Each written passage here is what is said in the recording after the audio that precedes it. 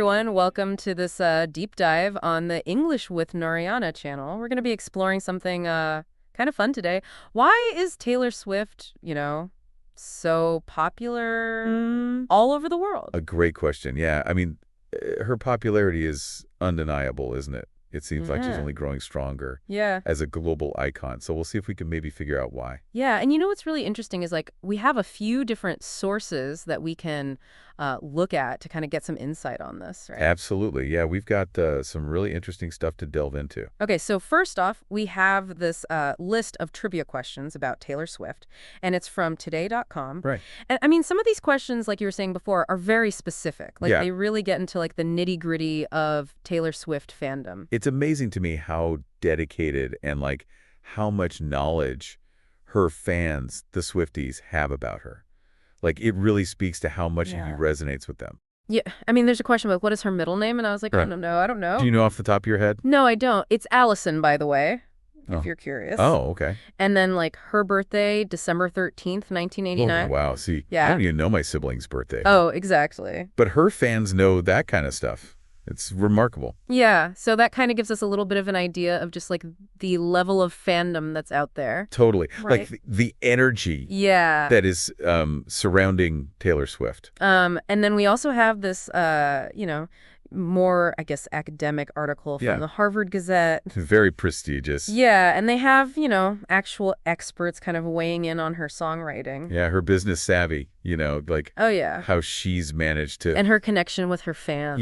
cultivate this massive fan base. So Pretty impressive. very cool. And then also, just to kind of ground us in some hard facts, we have a little bit of info from Wikipedia about her life and career. Yeah, the encyclopedia that we all know and love. Yeah, exactly. That's a good starting point. So, Sure. Yeah. So we're going to, take all of that and we're going to try to understand a little bit more about why Taylor Swift is as popular as she is. Right. And for all of you out there listening, who are just getting started with English, this is going to be a really fun way to practice your listening skills. Absolutely. Pick up some new vocabulary, and maybe learn a little bit about music and pop culture in the process. I think the main goal for us today is just to kind of break it down into smaller pieces. Right. Right. And not get too bogged down in all the tiny details, but just kind of give you an overview of Definitely the reasons behind her global fame. Yeah, exactly. So, as you're listening, why don't you think about it? What's the first thing that comes to your mind when you hear the name Taylor Swift? Yeah, yeah. And let's listen to Coconuts. Is it a song, a concert, Yeah. an album, a controversy? Who knows? Yeah. Share your thoughts with us. Yeah. Okay, so let's just jump into it then. One thing that comes up over and over again, especially in that Harvard Gazette article, is the power of her songwriting. Yeah, I mean, the experts, they really emphasize that. Yeah. She's got a real knack for storytelling, for kind of channeling these universal feelings and putting them into words and music. It's interesting because, even though, a lot of her music is poppy, I guess you would say, right? Sure. But it's still very potent, still very in terms of her lyrical content. Yeah. And the way she crafts these melodies. Yeah, they get stuck in your head, whether you like it or not. They do, yeah. And they also, they make you think, right? Like you were saying about the storytelling. Yeah, absolutely. And, the Harvard Gazette article brings up some really interesting examples. And they talk about this very simple line from one of her songs. I'm only 17. I don't know anything, but I know I miss you. And they were saying, even something that simple, right? Yeah. It can evoke all sorts of memories and associations in the listener. Yeah. And I think that's kind of the magic of her songwriting, right? Yeah. And they even go on to say that, some of her songs, may be perceived as being about, her life. Right. And kind of the gossip and stuff like that. Yeah. But even if it take that all away, the songs themselves are really well written. Absolutely. They have this standalone power, right? Yeah. Beyond just the personal trauma that might be fueling them. They gave a really good example of that. They said, Dear John, a lot of people think that it's about, singer John Mayer. Right.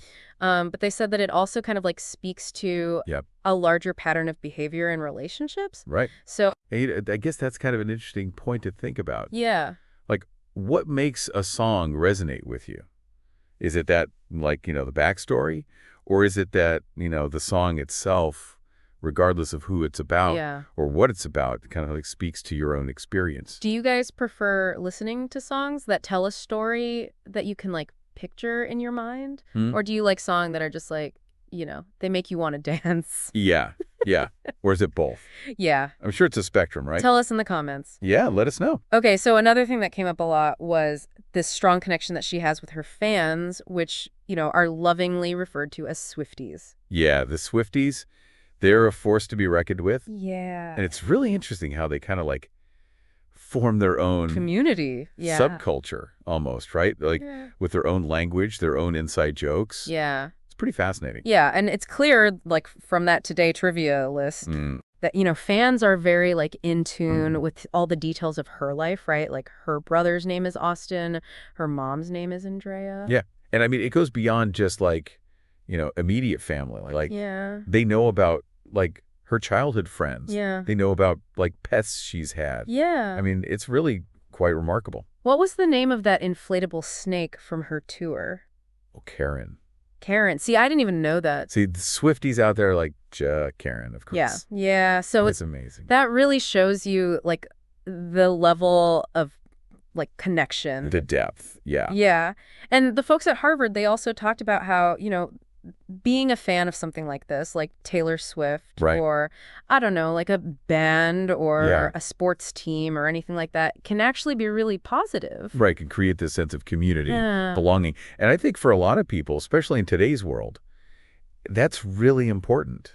Absolutely. Like going to the concerts together and, dressing up in costume and stuff. Yeah. Yeah. Sharing that experience. Yeah. Like they talked about the friendship bracelets. Oh, the bracelets. Yeah. That's become like a whole thing, right? The Eras tour. With the Eras tour. Yeah. Where people are like trading them and making them. Yeah. It's a whole subculture. little economy. It's amazing. Yeah. Have you ever, like, been a huge fan of anything, like a band or Oh, yeah. a singer? I mean, not to the level of like a Swiftie, but Yeah. I definitely had my like, teenage obsessions with certain bands. Yeah. And, it's fun to kind of look back on that and be like, oh, I remember when I was so into that. Yeah. And, it's interesting how like music can really kind of transport you back to certain times in your life. Totally. And certain emotions. It's powerful stuff. Yeah. So tell us in the comments, like, what are you a big fan of? Yeah. What are your fandoms? Yeah. Let's hear it. Okay, so moving on. Another big point was about her live shows, right? Oh, yeah.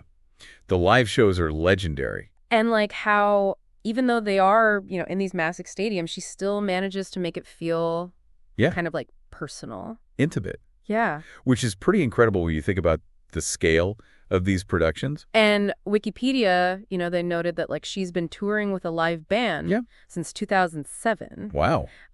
She often plays, like, instruments herself, like guitar, piano. Yeah. And her shows are known for being, like, very theatrical. Yeah, very elaborate. Yeah. With like amazing sets and costumes. But she still manages to connect with the audience Yeah. through, storytelling, through her music. Right. Like, it's not just about... It's a spectacle, but it's also a personal experience. Yeah. Somehow she manages to balance both of those things. Yeah. What makes a concert really special for you guys? Is it the energy?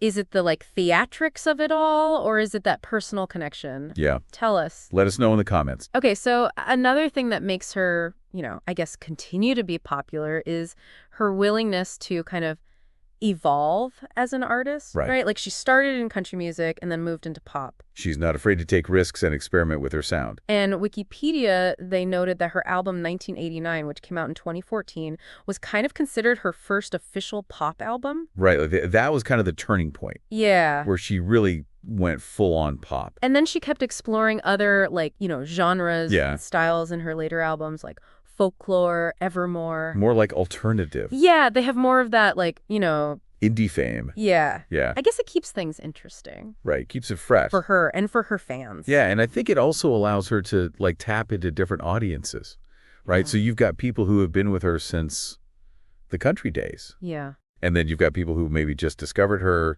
through, like, her more recent pop stuff. Do you prefer it when artists, like, stick to one genre, or do you like it when they branch out?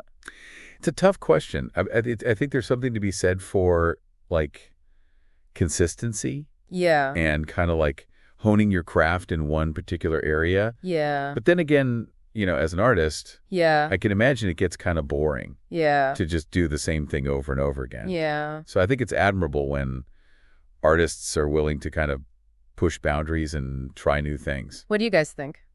Yeah, let us know. Okay, so the experts at Harvard also pointed out that Taylor Swift has like a really good team around her Yeah, like a really smart business sense. and makes smart decisions about, Yeah, she's not just a talented musician. her career. She's also a savvy businesswoman. Yeah. And I think that's a really important part of her success. And they give some really interesting examples Yeah, of this in the Wikipedia article, like how in 2015 she spoke out against Apple Music's policy right? about like paying artists during free trials. Yeah, she basically said, look, this is not fair to artists. Yeah. You're offering this free trial, but the artists aren't getting compensated for their work. Yeah.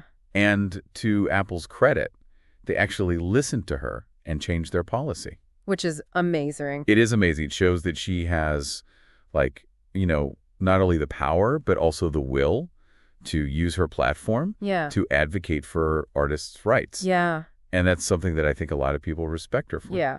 Another thing, like her decision to re-record her old albums Oh, the Taylor's Version saga. Yeah, that was a bold move. as Taylor's version. Right. Like, After that whole dispute yeah, after. about the ownership of her masters. Yeah, masters. Yeah. And, I think it really showed that she's not afraid to stand up for herself. Yeah. To stand up for what she believes in. And it gave fans a way to, like, support her directly, right? Right, exactly. And I think that's another reason why her fans are so loyal, right? Yeah. Because they see that she's fighting for them, Yeah. in a way. Do you think it's important for artists to have ownership Oh, absolutely. of their work? I mean, it's their art. Yeah. It's their creation. They Yeah. have control over how it's used, how it's distributed, Yeah. how they profit from it. What do you guys think? Yeah, let us know. Okay, so last but not least, the Harvard Gazette article touched on the economic impact Oh, wow. Yeah. of Taylor Swift's concerts, right? It's not just about the music. Yeah. It's about the money, honey. Yeah, they said like her tours can have a similar economic impact on the cities where she performs as like huge Yeah. events, like the Super Bowl. I mean, think about it. Like all the people Yeah. traveling to these cities, Yeah. booking hotels, eating at restaurants, buying merchandise. Yeah, It's a huge boost to the local economy. it really is. So, I mean, that just goes to show, Yeah. the scale of her popularity. Yeah, and her influence, right? Yeah. It's not just about the music itself. Yeah. It's about, like, the ripple effects Yeah. that her fame has on the world around her. It's crazy. So we covered a lot of ground today, and it seems like, to kind of summarize it all, Yeah. Taylor Swift's popularity stems from like this really powerful mix of, Yeah. great songwriting, a strong connection with her fans. Yeah, those captivating live shows. Yeah. Her willingness to evolve as an artist Yeah. and her smart business sense. Yeah. So just to make sure that we're all on the same page, for those of you who are still learning English, we're going to say that Taylor Swift is very popular because she writes really good songs that tell stories and make people feel things. Right. And she has a really strong connection with her fans, and those fans knows a lot about her life. She puts on really fun concerts, and she's not scared to try different kinds of music, so her music is always interesting. Yeah, and she's also very smart about her career and stands up for herself and other artists. All of those things together have made her a huge star around the world. Right. So what do you think, listeners, what do you think is the main reason that Taylor Swift is so popular? Do you like her songs? Yeah. Do you like her live shows? Is there something else? Tell us your answers down in the comments below. We really want to know what you think. And hey, if you enjoyed this deep dive and want to keep learning more about music, culture, and improving your English skills, please subscribe to the English with Narayana channel. Podcasts are a great way to practice listening to English and learn new things at the same time. So keep exploring, keep learning, and we'll see you in the next deep dive. Here's a final thought for you. Taylor Swift's been famous for a long time now, and she started as a country singer, and now she's this huge pop star. What do you think the next part of her career will be like? How do you think her relationship with her fans will change? Maybe thinking about this will make you want to learn even more about her. Thanks for listening. See you. Bye.